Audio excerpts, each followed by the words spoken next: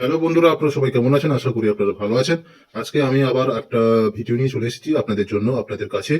সেটা হচ্ছে এখন আমার কাছে প্রায় অসংখ্য চাষিরা আসেন ওনাদের পেঁয়াজ চাষের নানা রকম সমস্যা নিয়ে। তা থাকতে এখন প্রায় 99% সমস্যা, যেটা পেঁয়াজ যারা চাষ করছেন বা যারা ওই পেঁয়াজের বীজের চাষ করছেন, সেটার ক্ষেত্রেও একই প্রায় মানে সেম ব্যাপার। আর সেটা হচ্ছে ওই যে পেঁয়াজের একটা ছত্রাকজনিত একটা লক্ষণ দেখা দিচ্ছে, যেটা হচ্ছে পাতার ওপরে মানে একেবারে ওপর থেকে হলুদ হয়ে হয়ে তারপরে চারিদিকে সেটাকে ছড়িয়ে ছড়িয়ে ক্রমশ সেটা হচ্ছে নিচের দিকে আসে। এগুলি মানে আস্তে আস্তে কিন্তু হলুদ থেকে তারপরে বাদামি রঙের মতো হয়। এবং আহ, ওই সেলগুলো মানে ওই যে গাছের যে ত্বকটা ওই বাদামি রঙের হওয়ার পরে কিন্তু অনিয়মিতভাবে কিন্তু মরে যায়। এবং এইগুলোর আপনারা যদি সঠিকভাবে লক্ষ্য করেন এবং তাহলে দেখবেন যে পাতার পৃষ্ঠতলে মানে ঠিক দাগের ঠিক নিচে গভীর মানে সাদা থেকে ধূসর তুলোর মতো একটা আস্তরণের তৈরি হয়। এবং আস্তে আস্তে কিন্তু আহ, এটা মারা যায় এবং ফলে ফুল এবং ফলের বৃদ্ধি কিন্তু আস্তে আস্তে হ্রাস পায়।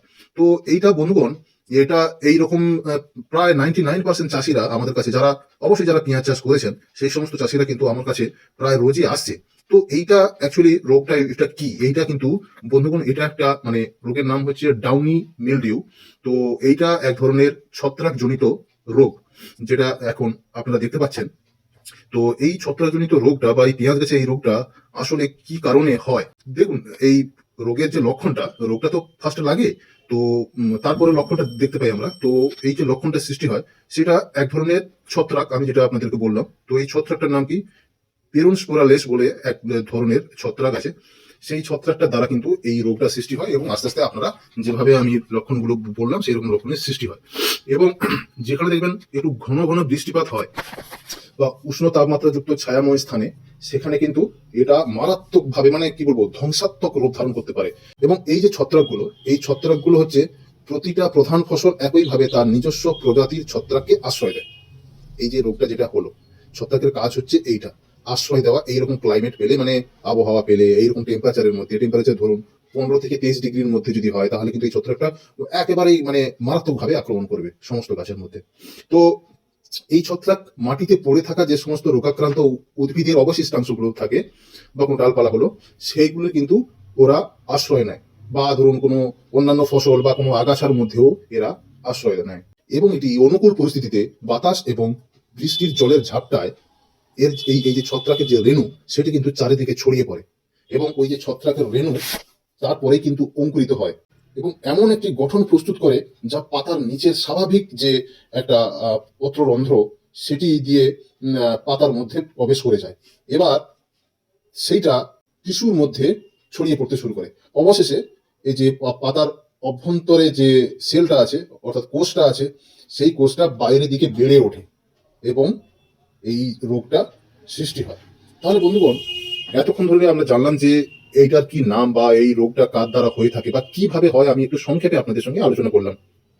তো এই রোগটা কিন্তু শুধু এখন আমার কাছে এসছে শুধু পেঁয়াজ চাষ, এটা কিন্তু শুধু পেঁয়াজ চাষে নয়, অনেক রকমের শাকসবজিতে কিন্তু এই ধরনের ছত্রাকের আমরা বা এইরকম লক্ষণগুলো আমরা দেখতে পাবো। যেমন ধরুন সিম জাতীয় বা মটর জাতীয় বা বাঁধাকপিতে, ছোলাতে, অড়হর ডালে, হ্যাঁ, এই এই সমস্ত চাষেও কিন্তু আমরা এই এই ধরনের রোগগুলো আমরা দেখতে পাবো। তো বন্ধুগণ, এরপরে আমি আসি যে এই রোগটা যদি আপনারা দেখে থাকেন, তাহলে আপনাদের কি করণীয়, মানে এর প্রতিরোধমূলক কি ব্যবস্থা আপনারা নেবেন। সর্বপ্রথমে বলি বন্ধুগণ, যদি পারেন তাহলে এই রোগ সহনশীল মানে এই রোগকে প্রতিরোধ করতে পারে এমন কোন জাত আপনাকে নিতে হবে, সর্বপ্রথম বলি। তারপরে ধরুন উদ্ভিদকে মানে গাছকে শুষ্ক অবস্থায় রাখার মানে আপনাদেরকে সবসময় খেয়াল রাখতে হবে, যেন ময়েশ্চার বা সবসময় মানে জল জাতীয় কোনো কিছু যেন না বেশি পায়। এবং ধরুন কোনো খুব যদি বেশি ডালপালা মানে যদি গাছের যদি ডালপালা হয়ে থাকে, তাহলে কোনো ডালপালার সাহায্যে বা কোনো লাঠিপাটির সাহায্যে কিন্তু আপনাকে মানে বাতাস যাতে চলাচল করতে পারে বা এক কথায় রোদ যেন চলাচল করতে পারে, এইরকম একটা আপনাকে ব্যবস্থা তৈরি করে দিতে হবে। তারপরে ধরুন মাটিতে যে আমরা জলসেচ দিই, সেই জলসেচ দেওয়ার পরে যে নিকাশি ব্যবস্থাটা আমাদের যাতে ঠিক থাকে সেই দিকে কিন্তু আমাদেরকে লক্ষ্য রাখতে হবে। তারপরে ধরুন সুষম মাত্রায় আমাদেরকে সার ব্যবহার করতে হবে, অতিরিক্ত সার ব্যবহার করা চলবে না।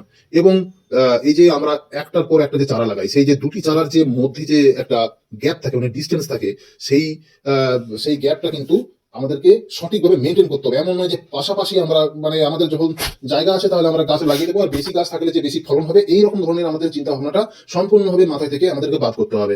তাহলে মানে দুটো চারা গাছের মধ্যে যেন যথেষ্ট গ্যাপ থাকে।